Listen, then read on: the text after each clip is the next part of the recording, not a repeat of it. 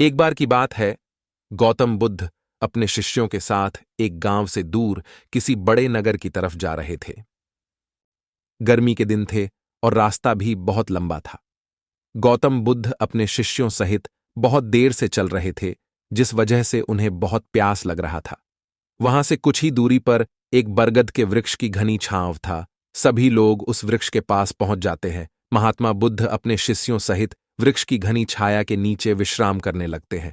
बहुत देर से चलने की वजह से सभी का गला प्यास से सूख रहा था।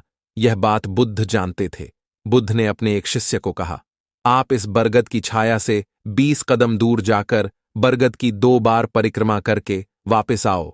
शिष्य वैसा ही करता है जैसा बुद्ध ने बताया। परिक्रमा के बाद जब शिष्य महात्मा बुद्ध के पास आया तो गौतम बुद्ध बोले, क्या आपको किसी ठंडी हवा का अनुभव हुआ था? शिष्य बोला, हां महात्मा बुद्ध, उस उत्तर दिशा की तरफ से मुझे कुछ ठंडी हवा की अनुभव हुआ था। शिष्य की यह बात सुनकर महात्मा बुद्ध शिष्य से तुरंत बोले, उसी दिशा में चले जाओ, जरूर वहां से कुछ ही दूर पर एक तालाब अवश्य मिलेगा। उस तालाब से सबके लिए पानी ले आओ।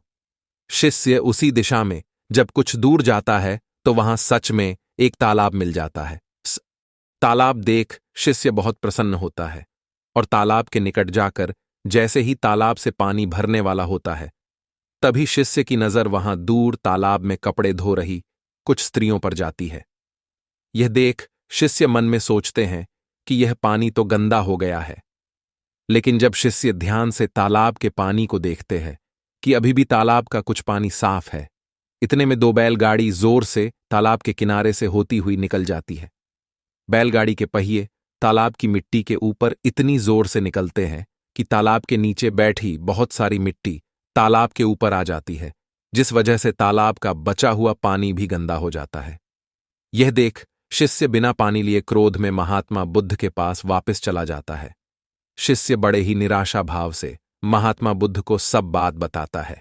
शिष्य की बातें सुन सभी शिष्य बोलते हैं कि हमें तुरंत यहां से निकलना चाहिए, किसी दूसरी जगह पानी की खोज करनी चाहिए, वरना प्यास के मारे जान निकाल जाएगी। इधर महात्मा बुद्ध सभी को शांत होने के लिए कहते हैं और बोलते हैं कि धीरज रखो, कुछ देर यही बैठो, उचित समय आने तक संयम बनाए रखो। सभी महात्मा बुद्ध की बात सुनकर शांत हो जाते हैं और वहीं बैठ जाते हैं। कुछ समय बीत जाने के बाद महात्मा बुद्ध फिर से अपने शिष्य को उसी तालाब से पानी लाने के लिए कहते हैं। शिष्य बिना कोई सवाल किए उसी तालाब से पानी लेने के लिए फिर से चला जाता है। तालाब की हालत देख शिष्य को यकीन नहीं होता है कि तालाब का पानी पूरी तरह से साफ है। जब सामने से देखा तो तालाब का पानी पूरी तरह साफ है। ये देख शिष्य बहुत खुश होता है और पानी भरकर महात्मा बुद्ध के पास जाता है। सभी पानी पीकर अपनी प्यास बुझाते हैं। लेकिन अभी भी सबके मन में ये एक सवाल था कि आखिर यह चमत्कार हुआ कैसे? तालाब का सब पानी तो गंदा था। उन्हें लगा कि जरूर ये बुद्ध की शक्ति है। इनमें एक शिष्य ने यह सवाल महात्मा बुद्ध से पूछ ही लिया कि यह चमत्कार आपने कैसे किया? शिष्य का जवाब देते हुए महात्मा बुद्ध बोले कि यह कोई चमत्कार नहीं, यह आपके सब्र का फल है। यह फल है आपके सब्र बनाए रखते हुए उचित समय के इंतजार का। जितनी देर हम सब लोगों ने सब्र किया, उतनी देर तक तालाब के पानी के ऊपर तैर रहे सभी गंदे तत्व और मिट्टी तालाब के पानी के नीचे बैठ रहे थे। सकता फिर कुछ देर बाद शिष्य जब वहां तालाब के पास पहुंचा, तब तक सब दूषित कण नीचे बैठ चुके थे, जिस वजह से तालाब का पानी पहले की तरह साफ हो चुका था तथा तालाब साफ दिखाई दे रहा था।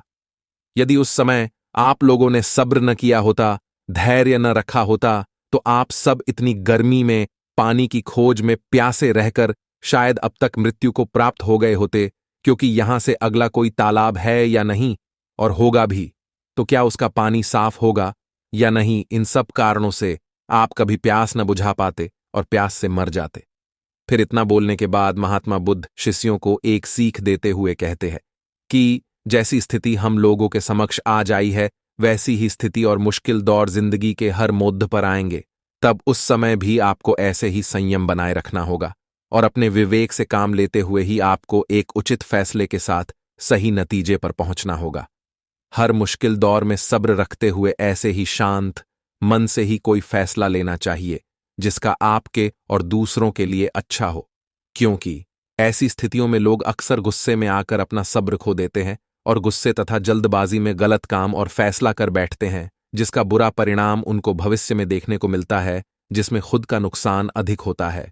कुछ परिस्थितियां जीवन में ऐसी होती है जहां हमें सब्र बनाए रखते हुए उचित समय का इंतजार करना होता है, लेकिन लोग अक्सर यहीं पर अपना सब्र खो देते हैं और उचित समय आने का इंतजार नहीं करते, जिस वजह से उनको आगे चलकर दुख और मुश्किलों का सामना करना पड़ता है।